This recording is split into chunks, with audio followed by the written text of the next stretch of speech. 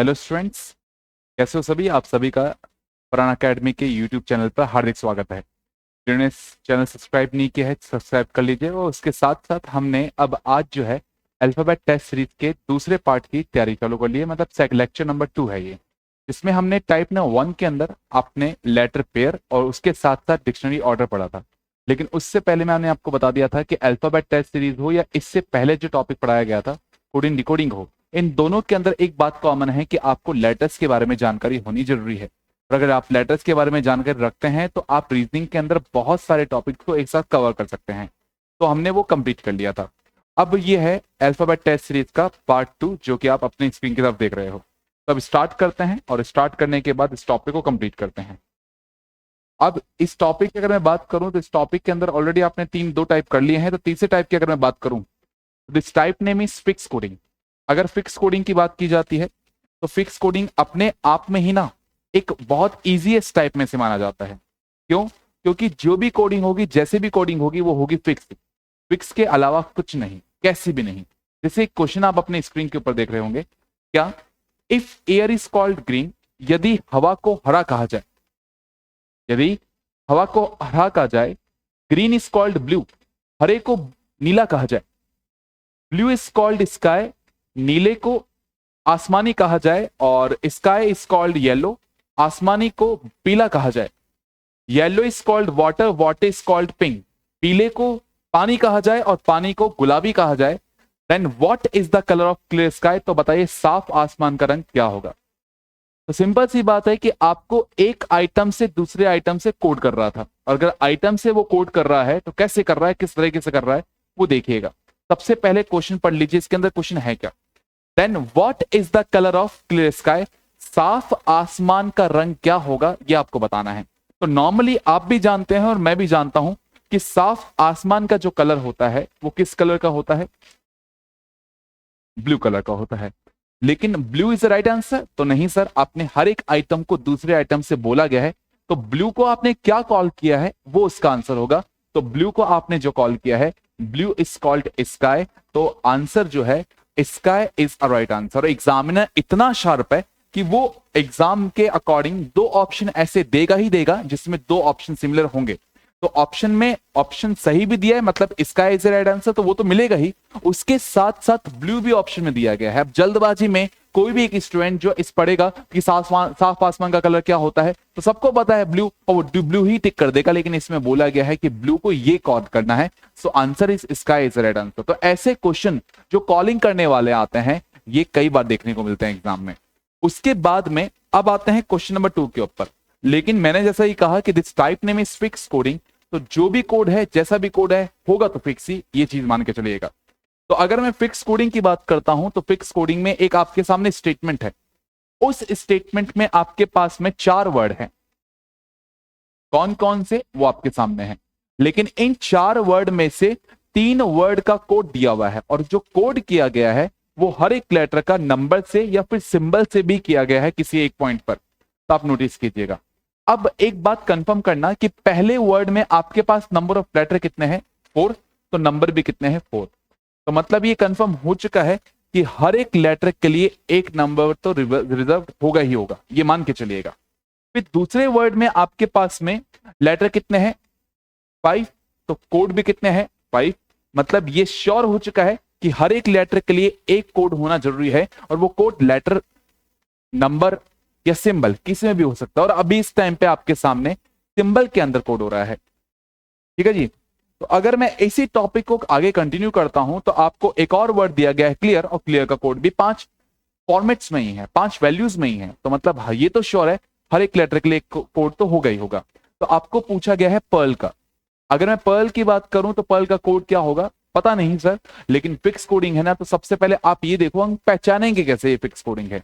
तो इन तीनों वर्ड में ऐसा कौन सा लेटर है जो तीनों के अंदर रिपीट है, तो ऐसा कौन सा लेटर है जो तीनों के अंदर रिपीट है, तो आप क्या बोलोगे सर, आर सब में कॉमन है, आर आर और आर।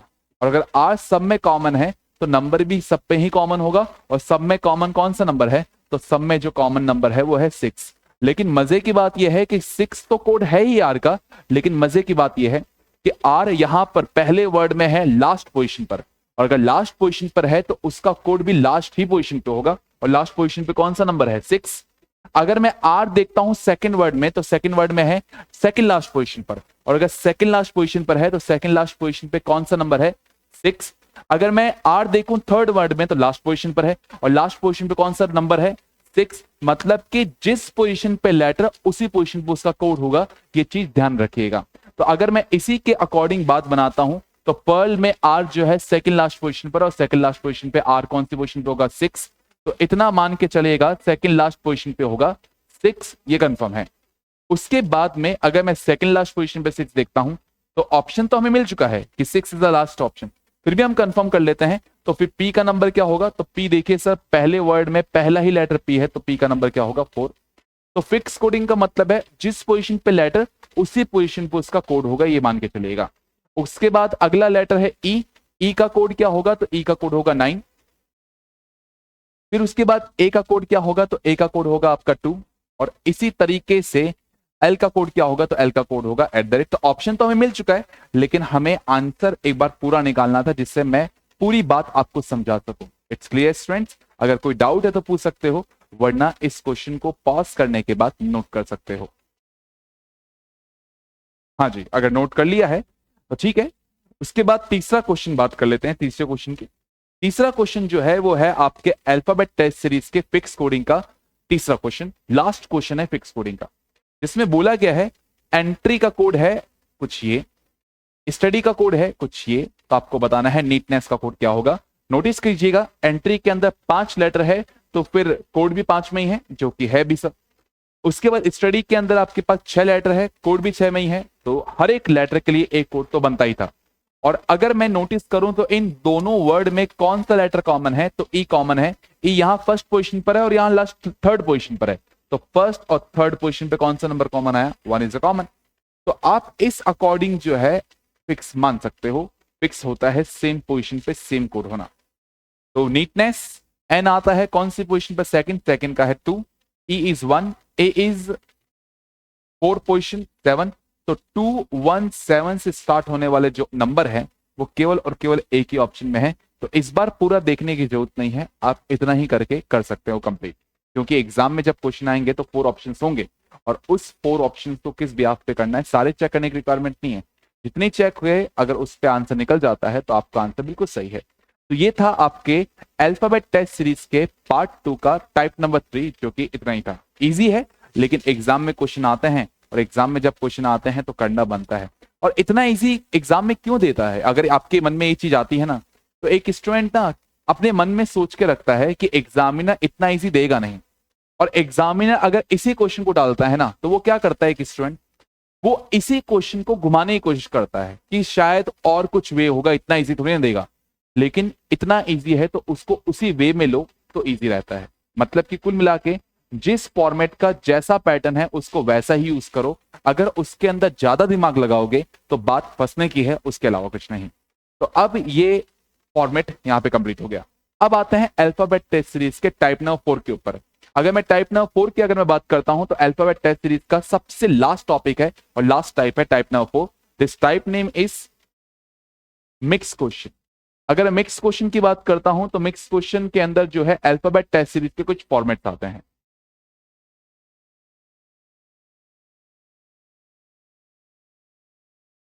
अल्फाबेट टेस्ट सीरीज अगर मैं बात करूं रीजनिंग के अंदर, तो जब आप अपनी बुक्स देखते हो ना, तो कुछ क्वेश्चन तो ऐसे होते हैं जो अल्फाबेट टेस्ट सीरीज के अंदर ही इंक्लूड होते हैं, अल्फाबेट टेस्ट सीरीज के कोडिंग डिकोडिंग के अंदर इंक्लूड होते हैं। और कुछ क्वेश्चन ऐसे होते हैं जो अल्फाबेट टेस्ट सीरीज का डिफरेंट पार्ट होता है, ये मान के चलिएगा। तो ये वाला फॉर्मेट यहाँ पे ध्यान रखने के लिए हो गया।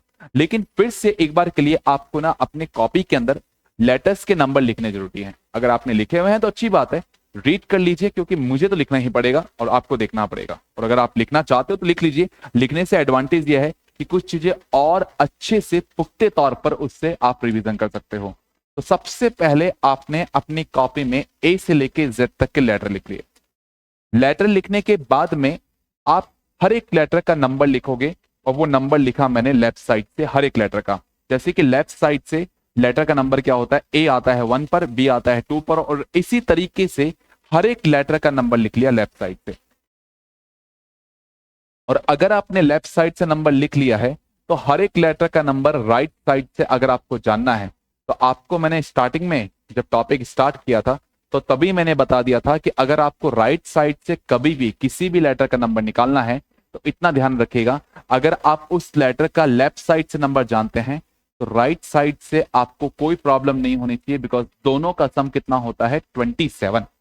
दोनों का सम कितना होता है 27। तो अगर मुझे ए का राइट साइड से वैल्यू निकालना है तो वो कौन सी पोजीशन पे होगा 26। और देख लीजिए ए लेफ्ट से आता है फर्स्ट पर और ए जो है वो राइट से आता है, ए जो है वो लेफ्ट से आता है फर्स्ट पर और ए जो है वो राइट से आता है 26 पर।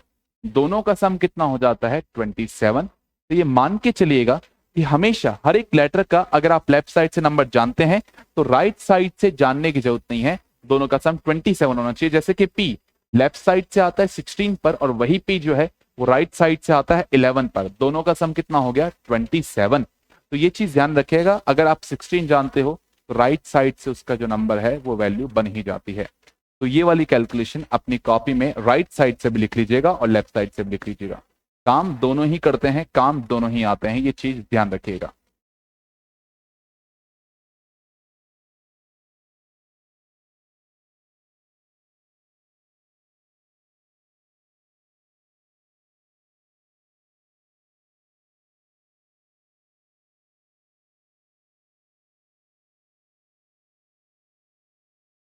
लिख लीजिए पॉज करके।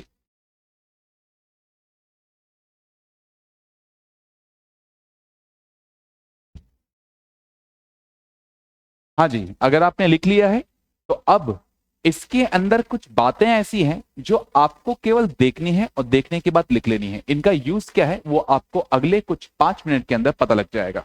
तो जो बातें मैं लिखवा रहा हूं एक बार लिख लीजिए, अगले 5 मिनट के बाद इनका यूज क्या होगा, कैसे होगा और किस तरह से होगा, ये आपको सब कुछ क्लियर हो जाएगा।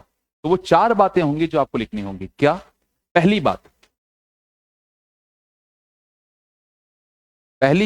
क्या, अगर मैं लेफ्ट की बात करता हूं और वापिस से लेफ्ट की बात करता हूं, मतलब अगर दो वैल्यूज एक ही साइड से आती है और वो दोनों एक ही साइड से वैल्यू वो साइड हो लेफ्ट, तो अगर दोनों वैल्यू एक ही साइड से आती है तो आप उन दोनों वैल्यूज का क्या करोगे, माइनस करोगे। और माइनस करने के बाद जो नंबर बचेगा वो नंबर आप लेफ्ट साइड से ही कंसीडर करोगे, क्योंकि आया कहां से, लेफ्ट साइड से ना, तो वहीं से कंसीडर होगा। अगर दोनों वैल्यू राइट साइड से आती है, अगर दोनों ही वैल्यू राइट साइड से आती है तो आप फिर से माइनस करोगे और माइनस करने के बाद जो वैल्यू आएगी वो उसी साइड से आएगी जहां से आपने स्टार्ट किया था, मतलब राइट से। लेकिन अगर दोनों वैल्यू डिफरेंट साइड से आती है, अब आप सोच रहे होंगे सर इनका यूज क्या है, थोड़ा बोला ना, थोड़ा वेट कर लो, समझ में आ जाएंगी सारी बातें। अगर दोनों वैल्यू डिफरेंट साइड से आती है, मतलब एक लेफ्ट और एक राइट, तो आप क्या करोगे, इन दोनों के बीच में प्लस करोगे और प्लस करने के बाद कहां से लोगे, जहां से लेना होता है ना वो हमेशा स्टार्टिंग पॉइंट होता है। तो स्टार्ट कहां से किया गया है, लेफ्ट से, तो लेफ्ट से ही लिया जाएगा, ये चीज ध्यान रखना। अगर लेफ्ट प्लस राइट है तब भी प्लस करना है और अगर राइट प्लस लेफ्ट है तब भी आपको प्लस ही करना है, ये चीज ध्यान रखिएगा, ये ध्यान रखिएगा। यहां तो कोई डाउट, कोई डाउट नहीं है। तो ये अपनी कॉपी में जरूर लिख लीजिएगा। जल्दी से वीडियो को पॉज कर लीजिए और जल्दी से नोट करके आगे कंटिन्यू करते हैं।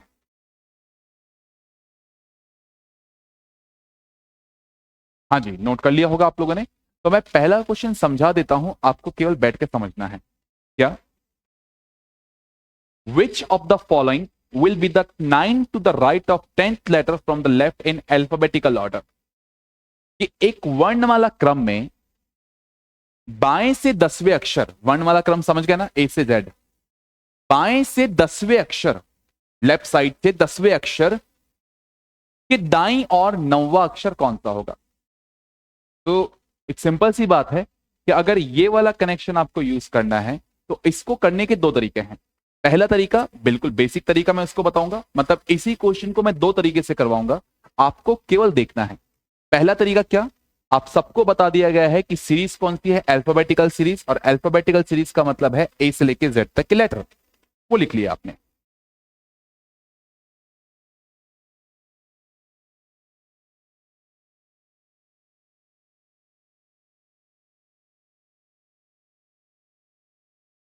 लिख लिए।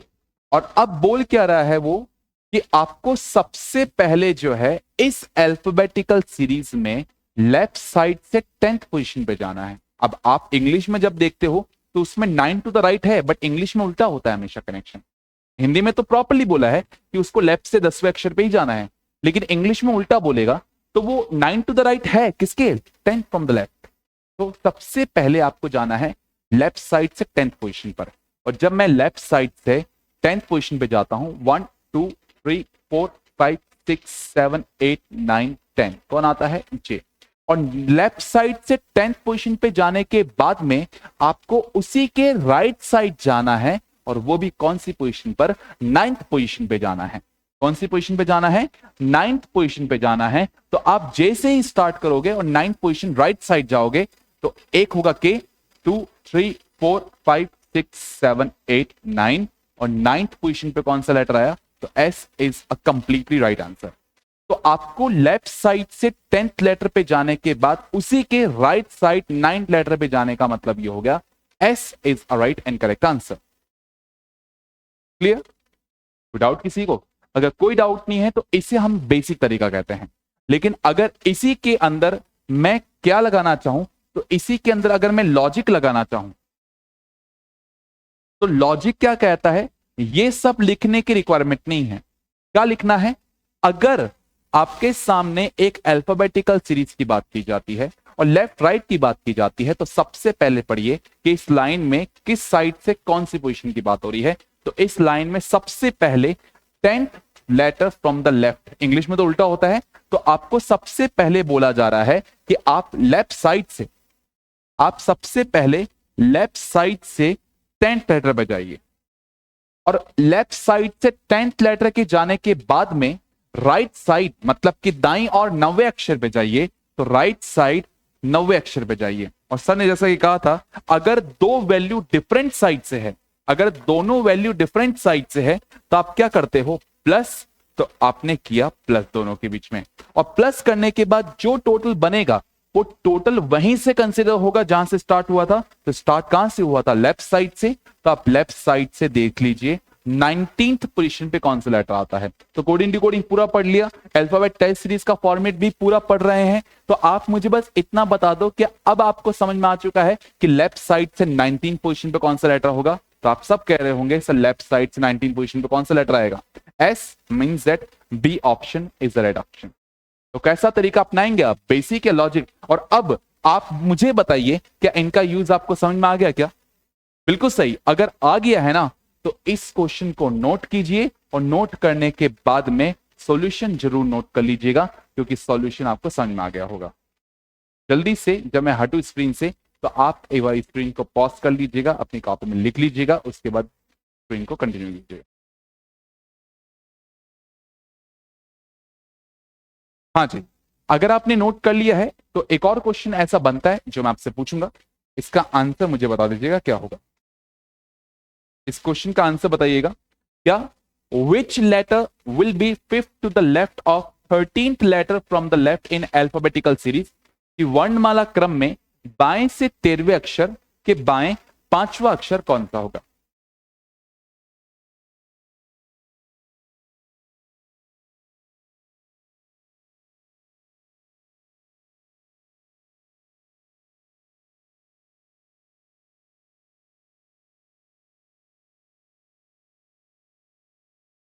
हाँ जी, कर लिया होगा। अगर कर लिया है तो इस क्वेश्चन का सॉल्यूशन मैं भी आपको बताता हूं, फिर अपने आंसर को मेरे आंसर से मैच कर लेना। और इस बार मैं बेसिक तरीका बिल्कुल अपनाऊंगा नहीं, मैं केवल और केवल लॉजिक तरीका अपनाऊंगा, लॉजिक वाला फॉर्मेट अपनाऊंगा। क्या कहता है लॉजिक, कि सर इस अल्फाबेटिकल सीरीज में आपको सबसे पहले जाना है लेफ्ट साइड से 13 पोजीशन पर। सब मानते हैं ना उल्टा होता है इंग्लिश में, हिंदी में तो सीधा लिखा हुआ है, लेफ्ट साइड से जाना है 13th पोजीशन पर। तो लेफ्ट साइड से हम चलेगा 13th पोजीशन पर, और वापस लेफ्ट साइड ही जाना है, और वो भी कौन सी पोजीशन पर, बाईं तरफ ही जाना है, और वो भी कौन सी पोजीशन पर, 5th पोजीशन पर। अगर दोनों वैल्यू एक ही साइड से हैं तो आप प्लस करते हो या माइनस, बिल्कुल सही, माइनस करना होता है। तो माइनस तो कर दिया सर ने, और माइनस करने के बाद जो भी वैल्यू आएगी वो कहां से आएगी, क्योंकि दोनों ही वैल्यू लेफ्ट साइड से है, तो वो लेफ्ट साइड से आएगी, वरना इतना ध्यान रखना जहां से स्टार्ट किया जाता है वहीं से वैल्यू कंसिडर की जाती है। तो एक अल्फाबेटिकल सीरीज में लेफ्ट साइड से 8th पोजीशन पे कौन सा लेटर होगा? तो answer is H is a right answer. तो A option is the right option. अगर आपने नोट कर लिया तो अच्छी बात, नोट नहीं किया है तो जल्दी से इस क्वेश्चन के साथ, सॉल्यूशन के साथ जरूर नोट कर लीजिए वीडियो को पॉज करने के लिए। चलो, अगर आपने वीडियो को पॉज करके नोट कर लिया है तो अच्छी बात है। तो चीज समझ में आ रही है कि अल्फाबेट टेस्ट सीरीज मैंने इस टाइप का नाम क्यों दिया, क्योंकि जो भी अल्फाबेट होंगी उसकी सीरीज बनेंगे, उस सीरीज से आप उस क्वेश्चन का आंसर दोगे। अब एक नया फॉर्मेट यूज करता हूं, है उसी टाइप का लेकिन फॉर्मेट नया है। इस फॉर्मेट को हम कहते हैं अल्फा न्यूमेरिक सिंबल सीरीज। ये अल्फा न्यूमेरिक सिंबल सीरीज का मतलब क्या है?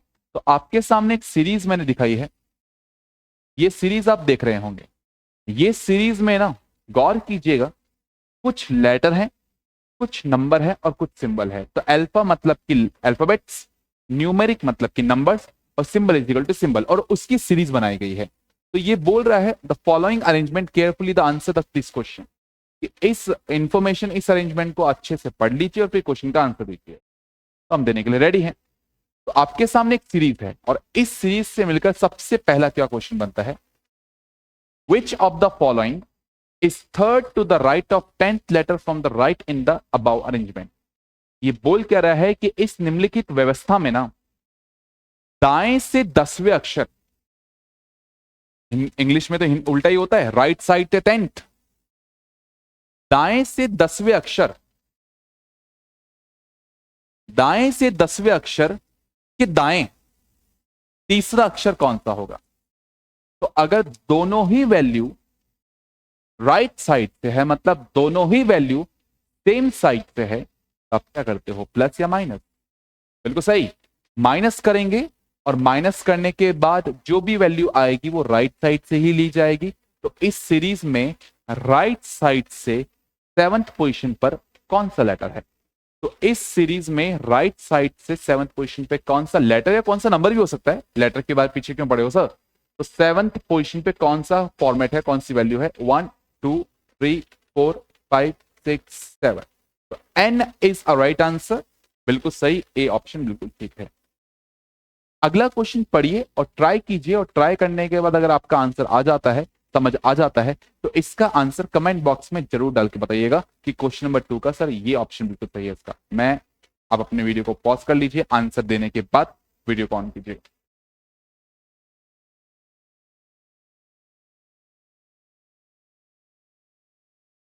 हाँ जी, अगर आपने आंसर दे दिया है कमेंट बॉक्स में तो बहुत अच्छी बात है। इसका आंसर हम कंफर्म कर देते हैं आपके आंसर से। क्या बोला गया है question? How many such vowels are there in the above arrangement, each of which is immediately preceded by the consonant? ऐसे कितने वॉवल हैं, ऐसे कितने वॉवल्स हैं जिनके ठीक पहले, जिनके ठीक पहले एक कॉन्सोनेंट है? मतलब कि ऐसा पेयर आपको ढूंढना होगा जिस वॉवल के इमीडिएटली प्रीसीड, मतलब कि ठीक पहले एक कॉन्सोनेंट है, मतलब कॉन्सोनेंट और वॉवल एक साथ होनी चाहिए, पहले कॉन्सोनेंट और फिर वॉवल। अगर ऐसा पेयर आपको मिलता गया तो वो काउंटिंग होता रहेगा। चलो देख लेते हैं। सबसे पहला ही है सर ये बी और ई। ई से पहले कॉन्सोनेंट, वॉवल से पहले कॉन्सोनेंट, तो पहला आ गया बी। दूसरा है आर ए, दिख रहा होगा आप लोगों को कि ए इज द वॉवल और वॉवल से ठीक पहले कॉन्सोनेंट, तो दूसरा बन रहा है आपका कौन सा? अगला है आर ए। अगला बन रहा है इसके अंदर सर, बिल्कुल सही, एन और यू, बिल्कुल करेक्ट, आपकी बात सही है, एन और यू, बिकॉज एन यू के आगे, वॉवल के आगे कॉन्सोनेंट लगा हुआ है, तो सही है। और कौन सा है सर? ये बन सकता है फोर और आई? नहीं सर, फोर आई कैसे बन जाएगा? आई से पहले कॉन्सोनेंट होना चाहिए, नंबर अगर होता है तो वो आपकी कंडीशन नहीं है, और अगर कंडीशन नहीं है तो वो इस क्वेश्चन के कंसिडर नहीं होगा, ये चीज ध्यान रखना। तो ऐसे कितने पेयर है जो इस कॉन्सेप्ट को यूज कर रहे हैं? तो ऐसे 3 है। 3 का मतलब है सी ऑप्शन बिल्कुल ठीक उत्तर है इस क्वेश्चन का। C option is right option. It's clear? तो ये वाला फॉर्मेट में हमने कंप्लीट कर लिया है। अगर आपको चीज समझ में आई है तो कमेंट बॉक्स में जरूर मेंशन करना कि सर जो पढ़ा रहे हो उसको इसी तरह से जारी रखिए, और जारी रखते हुए इसे को कंटिन्यू कीजिए, क्योंकि हमें पढ़ना है और आपको पढ़ाना है और हमें एग्जाम क्रैक करके जाना है। It's clear. और आपको अगर जब घर पे प्रैक्टिस करते हो कोई भी डाउट आता है तो या तो आप कमेंट बॉक्स में डाल सकते हो, या फिर दिए हुए नंबर्स पे आप व्हाट्सअप करके उस क्वेश्चन को भेज सकते हो। मैं उसका सॉल्यूशन प्रॉपरली आपको जैसे भी टाइम होगा उसी दिन मैं आपको भेज दूंगा, जैसे भी होगा। तो दिए हुए नंबर पे आप व्हाट्सअप कर सकते हो, जिससे आप अपने आंसर को उसी टाइम मिल सके और आपका डाउट क्लियर हो सके। तो यहां पर ये अल्फाबेट टेस्ट सीरीज वाला फॉर्मेट होता है कंप्लीट। अगर क्लास समझ में आ गई है तो बहुत अच्छी बात है, लाइक शेयर जरूर कर दीजिएगा। उसके साथ साथ सबसे मेन चीज अब मैं ये बोलना चाहता हूं कि अगला जो टॉपिक आपको स्क्रीन के ऊपर दिख रहा होगा, this topic name is, next video is blood relations. अगला जो टॉपिक है this is completely blood relation. यहां पर आपको ये समझ में आ गया होगा भाई बहन पति पत्नी वाली बातें होने वाली हैं इसके अंदर। और अगर भाई बहन पति पत्नी वाली बातें होने वाली है तो इस बातों को कैसे कंप्लीट किया जाएगा, कितने टाइप्स के क्वेश्चन होते हैं, सॉल्यूशन कैसे होगा, इसकी बेसिक इंफॉर्मेशन कैसे होगी, क्वेश्चन कैसे आते हैं, आंसर कैसे आते हैं, ये सारी की सारी बातें आपको हम कंप्लीट करके दिखाएंगे। उससे पहले ये जो 2 टॉपिक हुए हैं coding decoding alphabet test series, ये आप अच्छे से प्रैक्टिस कर लीजिएगा घर पे, और सारे क्वेश्चन जितने भी आपके पास बुक है उनको सॉल्व कर लीजिए इन टॉपिक पे, और करने के बाद फिर ब्लड रिलेशन कॉन्सेप्ट को पढ़ना स्टार्ट करेंगे। लेकिन इसमें जो है ढिलाई मत बरतना, आलसी मत बन जाना, बिल्कुल जल्दी से टाइम से इस क्वेश्चन को सॉल्व कर लीजिए। ओके स्टूडेंट्स, तो मिलते हैं नेक्स्ट क्लास में, जब तक के लिए थैंक यू सो मच। घर पे रहो, स्वस्थ रहो, जय हिंद जय भारत।